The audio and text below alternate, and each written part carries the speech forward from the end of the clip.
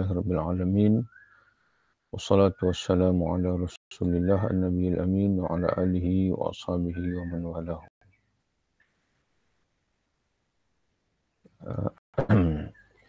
Kita masih lagi berada dalam tajuk berkenaan dengan ujub, iaitu tajuk berkait dengan bahagian-bahagian ujub dan juga cara mengobatinya. Yang ketiga, sebelum ni telah pun dijelaskan dua sebab ujub, iaitu ujub dengan tubuh badan,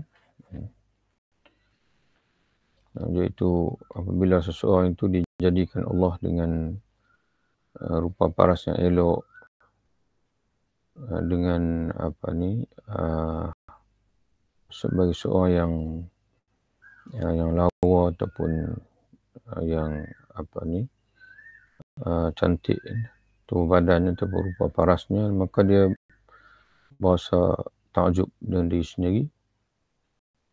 Maka ujub ini hendaklah dibuang ataupun diubati dengan orang yang terbabit dia kembali kepada Allah Subhanahu Wa Taala, iaitu dengan dia menyedari bahwasanya kecantikan yang Allah Taala berikan kepadanya itu hanyalah semata-mata nikmat daripada Allah, yang mana Allah boleh mencabutnya, boleh menariknya bila-bila masa.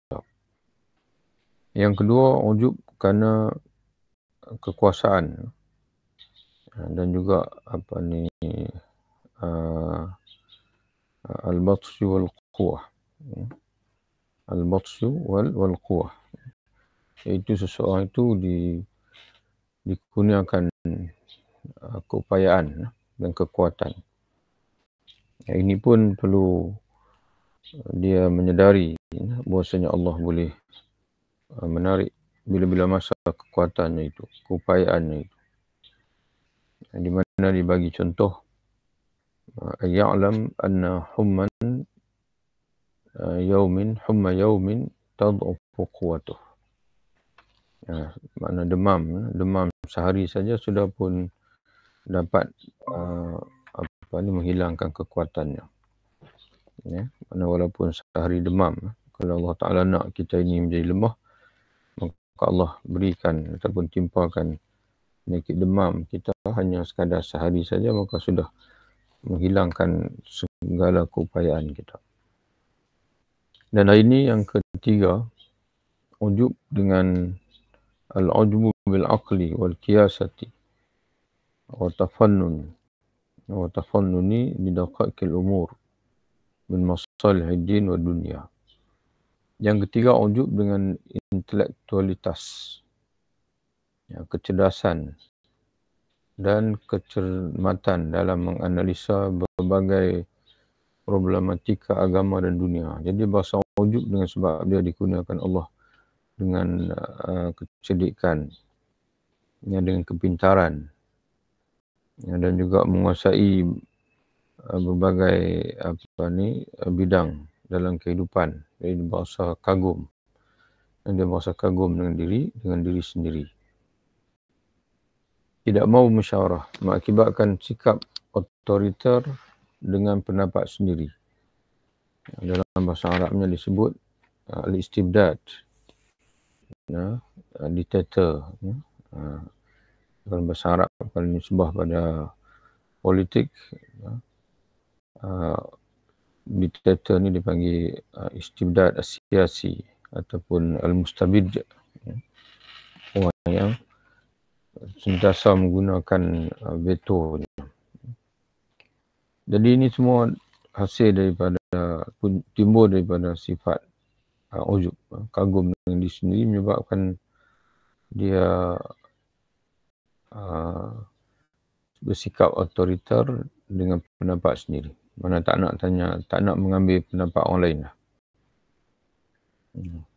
Tidak mau bermusyawarah, tidak nak bermusyawarat.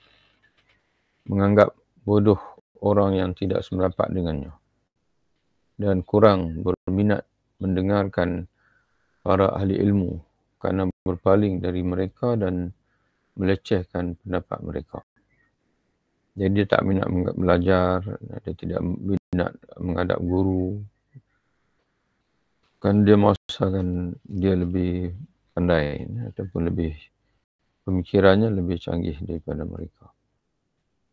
Terapinya ialah, jadi bagaimana nak mengubati ujub dengan sebab kecerdikan ini, kepintaran ini. Maka kata pengarang kitab kita, terapinya ialah bersyukur kepada Allah atas karunia, atas kurniaan intelektualitas yang telah diberikan kepadanya.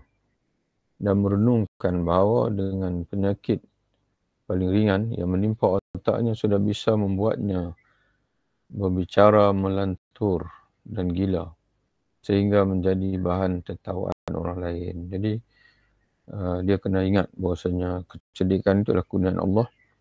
Bila-bila masa Allah boleh tarik kecerdikan itu sehingga dia menjadi orang tidak siuman, ditertawakan oleh orang lain. Jadi ataupun kita perhatikan ramai orang yang dulu adalah bijak pandai, pemikir, tapi akhirnya di hujung usia menjadi nyanyuk dan tidak kenal, bukan sekadar tidak boleh baca, bukan sekadar tidak menguasai lagi bidang ilmu dia, bahkan dia tidak kenal orang-orang sekeliling dia, isterinya, suaminya ataupun anak-anak dan sebagainya. Ia tidak aman dari ancaman kehilangan akal jika ia ujub dengan intelektualitas dan tidak mensyukurinya.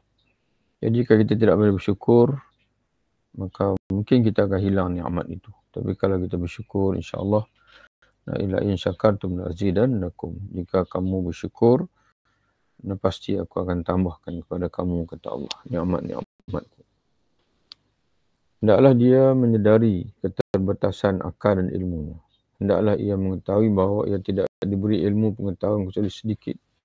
Sekalipun ilmu pengetahuannya luas, tapi sebenarnya sikit saja. Walaupun dia merasakan luas, tapi hakikatnya dibandingkan ilmu-ilmu yang lain, ilmu-ilmu Allah yang luas itu, ilmu manusia itu sangat sedikit. Apa yang tidak diketahuinya di antara apa yang diketahui manusia lebih banyak ketimbang yang diketahuinya. Mana apa yang tidak diketahui oleh manusia itu lebih banyak berbanding yang diketahuinya. Lalu bagaimana pula dengan apa yang tidak diketahui manusia dari ilmu Allah? Mana banding dengan apa yang kita tahu dengan apa yang diketahui oleh manusia-manusia lain itu sangat sikit. Bayangkan pengetahuan kita dengan pengetahuan Allah. Yang pengetahuan kita individu berbanding dengan apa yang diketahui oleh manusia-manusia lain itu pun sangat sedikit. Bandingkan pengetahuan kita dengan apa yang diketahui oleh Allah. Maknanya ibarat debu yang halus. Mungkin tidak sampai seperti debu yang halus pun. Hendaklah ia menuduh akalnya dan memperhatikan orang-orang dungu. Mana dia hendaklah sentiasa dia panggil sangsi ini dengan akalnya. Dan memperhatikan orang dungu. Bagaimana mereka ujub dengan akal mereka, tetapi orang-orang mentawakan mereka. Jadi kita perhati ramai orang yang dia rasa dia hebat, dia bercakap seolah seperti dia mengetahui segala-galanya, tapi bijak pandai melihat dia dengan tertawa kerana memang terdedah bahawasanya dia sebenarnya adalah jahil. Hanya dia saja yang perasan kata dia pandai, tapi bila dia bercakap, orang ahli dalam bidang itu tahu sebenarnya dia banyak benda yang dia tidak tahu. Hendaklah ia menuduh akalnya dan memerhatikan orang dungu. Bagaimana mereka ujub dengan akal mereka, tetapi orang-orang menertawakan mereka. Hendaklah ia berhati-hati agar tidak menjadi seperti mereka tanpa disedarinya. Kalau tanpa kita sedari, rupanya kita ni dah berperilaku seperti orang-orang dungu atau orang bodoh. Hanya kita saja yang merasakan kita ni pandai. orang cuplik akal saja. Terjemahan kepada Al-Qasir. Al-Qasir fa innal qasirul aql qattu la ya'lamu qusur aqlih. Sesungguhnya orang yang pendek akalnya tidak mengetahui kebatasan akalnya, sehingga ia harus, jadi orang yang panjang akal, dia tahu bahasanya banyak benda dia tak tahu. Sebab itu orang yang berakal ni dia sentiasa menambah ilmu. Ya, kerana semakin dia belajar, maka dia menyedari bahasanya semakin banyak maklumat yang dia belum ketahui dan dia perlu sentiasa belajar. Orang yang cuplik akal saja, ini orang pendek akal saja yang tidak pernah mengetahui keterbatasan akalnya, sehingga ia harus mengetahui kadar akalnya dibandingkan dengan orang lain, bukan dengan dirinya sendiri. Jadi kita hendaklah sentiasa mengukur ketajaman akal kita bukan dengan melihat diri kita, bandingkan dengan orang lain. Atau dengan musuh-musuhnya, bukan dengan kawan-kawannya. Jadi kita bandingkan dengan musuh, bukan banding dengan kawan-kawan. Bukan tanya kawan-kawan, tapi tanya musuh. Baca dia panggil ulasan-ulasan musuh dan sebagainya. Ya, kerana apa? Kerana yang berbasi-basi selalu memujinya sehingga semakin ujub. Kerana kawan-kawan ini, dalam bahasa Arab dia kata, فَإِنَّ مَنْ يُدَاهِنُهُ يُثْنِي عَلَيْهِ فَيَزِيدُهُ عَجَبًا. Kerana kawan-kawan ni selalunya ialah bermuka-muka. Yang bermuka-muka ataupun mereka tidak pernah berterus terang. Kerana ingin menjaga hati kawan. Tapi musuh ni dia berterus terang. Jadi sebab itu bila kita mendengar apa yang musuh utarakan kepada kita, mungkin itulah yang realitinya.